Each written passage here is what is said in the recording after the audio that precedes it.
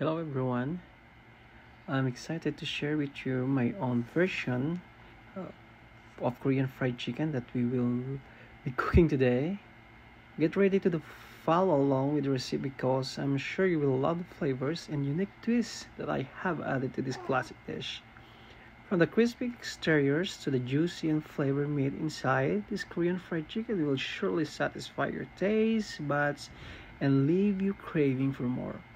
So get your ingredients ready and let's start cooking this delicious dish together. Get ready to indulge in the perfect blend of sweet, savory, spicy flavors that will make this Korean fried chicken standout dish on your dining table. Enjoy every bite and savor the moment as you experience delightful explosions of flavors in every mouthful. So, trust me, this dish will soon become a favorite in your household and will be have everyone coming back for seconds. Parang yung wife ko, get ready for a culinary adventure as we embark on creating this mouth-watering Korean fried chicken that will surely be a hit among your family and friends. See? Nakita nyo na? Ang wifi kumuha na naman. A hit among family and friends. Let's cook and enjoy this delicious meal together. So, ang version ko is minarinate ko muna siya ng overnight. No, it's not overnight. Just 30 minutes. Because biglaan kasi nag-craving yung aking asawa at ang aking mga baby. So, ang ginawa ko dyan is minarinate ko lang siya ng pepper and then Sprite para tender, yung meat. And then, yung Korean, like a Korean chili paste. Pero hindi naman siya maanghang. So, ganoon lang. At lagyan nyo ng egg. Kasama nyo yung egg sa pag-marinate. So, habang minamarinate ko siya, gumagawa na ako ng butter. Para naman doon ko siya ilagay after na ma-marinate yung chicken natin. So fresh chicken lang ginamit natin guys na part ng chicken dito. So yan nga, hinalo-halo ko na sa butter.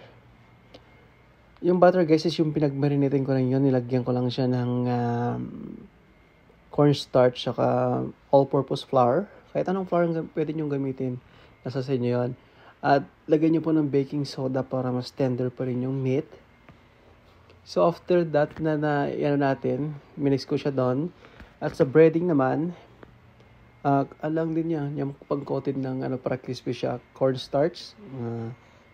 40% ng cornstarch, 60% ng flour. Kahit anong flour na choice nyo.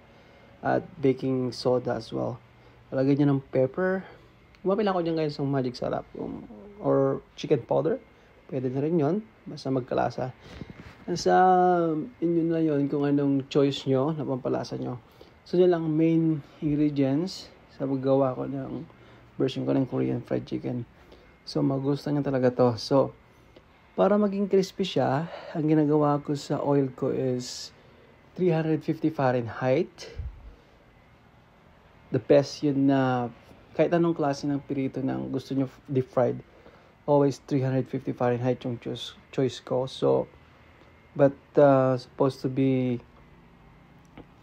marami talagang mantika ilalagay para ma-penetrate niya yung meat. Ang kaloob-looban ng meat is tender. So, ganyan lang guys. So, 5 to 6 minutes time yan. Guys, oh, di ba? Wala nang natira sa aking pininight kasi kinukuha agad ni Mrs. So, ayan, so, ganyan nga, pagkatapos ng yung ginagawa sa butter, kinukot ko sa mix powder, which is yung cornstarch and all-purpose flour. So, yan guys, ganyan lang kasimple paggawa ng Korean fried chicken. Ang version kung subukan nyo ng tataubungin yung mga kaldero. Napakasagarap nito guys, promise. Kaya lang guys, ang simple paggawa ng fried chicken, Korean fried chicken. So, for more information guys, lahat ng mga sinabi ko dyang ingredients, comment lang kayo at isasend ko sa inyo yung tamang sukat, tamang proseso. Hindi ko kasi na-video kasi ano lang kasi ito, quick video lang. So, yeah, that's all guys. Tignan nyo kung gaano siya ka-crispy oh. Kung gaano ka-crispy yung chicken na pinipirito ko. See? 5 minutes lang yan. 5 minutes. Pero pwede nyo rin siyang i-double fry kung mas gusto nyo pang mas crispy yung chicken nyo. Pero sa akin okay na yan eh. Okay na yung pagka niya eh.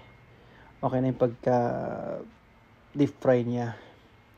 Which is a certain amount ng temperature na mix is ayos. So masarap din siya guys lagyan ng add flavor, barbecue, pwede rin po yan guys. Pwede nyo rin po gawin yan para mas masarap pa.